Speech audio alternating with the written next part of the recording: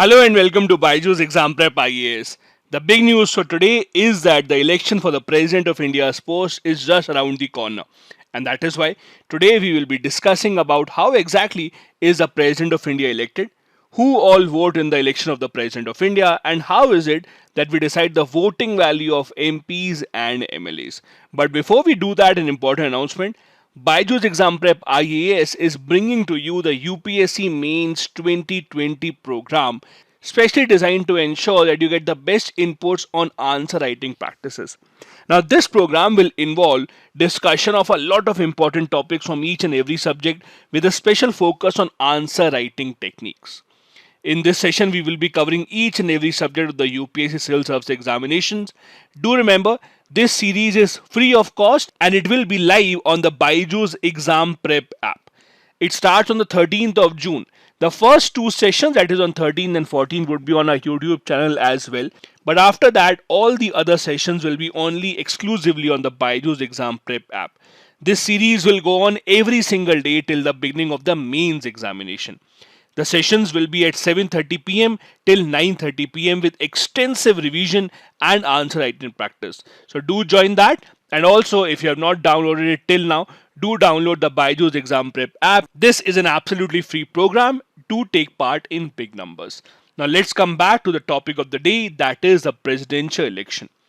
Now the news media is filled with this particular report that on 18th of July, the members of legislative assemblies across the country and the members of parliament will vote to elect India's next president. As you know, Article 62 of the Indian Constitution says that an election to fill the vacancy of the office of the president shall be completed before the expiration of the term. The term of the current president, that is Shri Ram Nath Kovind, expires on 25th of July. As you know, in case the elections are not held before the end of the tenure, the elections have to be held within 6 months of the end of tenure of the President of India. Until that time period, the current president remains in the office till the time that the new President of India is elected. Now, I'm sure all of you are aware and you would have read very much in detail about the election of the president in Indian polity. As you know, in the presidential election, the elected members of parliament, that is, elected members of Lok Sabha and the Rajya Sabha vote, elected members of the legislative assemblies of the states vote, and also the MLAs of Delhi, Puducherry, and now Jammu and Kashmir also would get the chance to vote. Meaning that the nominated members of Lok Sabha, Rajya Sabha, the assemblies do not vote. Also, the members of the legislative councils of the states where there are legislative councils do not get a chance to vote. The voting value of MPs and MLAs has been decided and is fixed as per the census of 1971. I'm sure all of you are aware of the formula that is used for deciding the voting value of MPs and MLAs. The formula is the population of the respective state as per the 1971 census divided by the total number of elected MLAs of that state multiplied by 1000 in the denominator. That is how you get the voting value of individual MLAs of each state.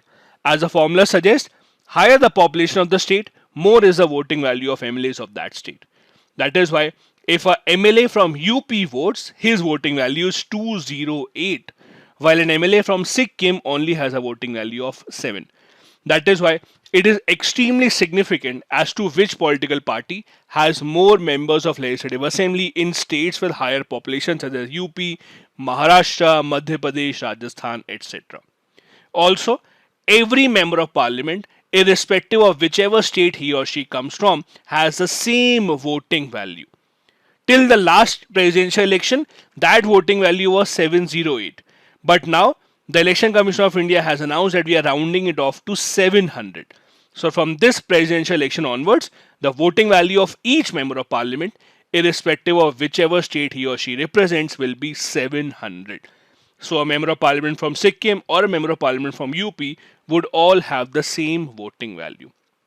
This is how the voting value of state-wise MLAs is determined. As you can see, UP has the highest voting value of 208.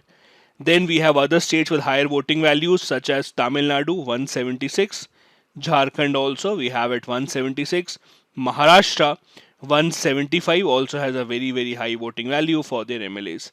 Then we have Bihar 173, etc. Now, who exactly can file the nomination for the President of India's election? Now, the process starts when the Election Commission of India issues a notification in this particular regard, which will come out on the June of 15th. This notification will tell you the deadline for filling up nomination papers for the President of India's election. The candidate who wants to contest the election must get 50 electors. Electors means people who are eligible to vote.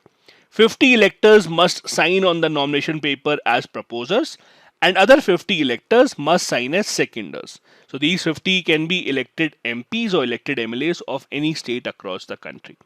Also, a deposit of 15,000 rupees has to be given as a security. As you know, if the candidate does not get 1/6 of the votes, then this particular amount is not refunded to the candidate. The candidate must be a citizen of India and 35 years of age, apart from being qualified for election in the Lok Sabha. So he should not be a member of Lok Sabha, but he should fulfill all the qualifications required to become a member of the Lok Sabha. Also, the person should not hold any office or profit under the government of India or government of any state or local authorities that is controlled by any of the state governments. This is how you can nominate yourself for the President of India's elections. Now, usually the ruling party at the center and the same political party, if they rule most of the states across the country, as is the case right now, their candidate usually gets to become the president.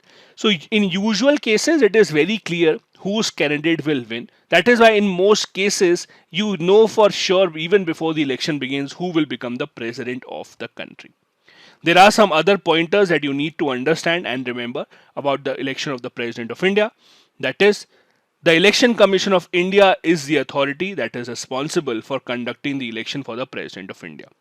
Also, the political parties cannot issue any whip to their members of parliament or MLAs in this regard. Meaning that, let's say, a BJP MP or MLA votes against the candidate that is nominated by the BJP.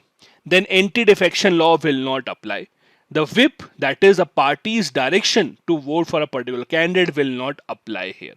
The person may face some action from within the party, but other laws such as anti-defection law will not apply here. Also, the Election Commission of India will appoint the Secretary General of Lok Sabha and Rajya Sabha by rotation as the returning officer. That is the officer that will look into the overall conduct of the election of the President of India.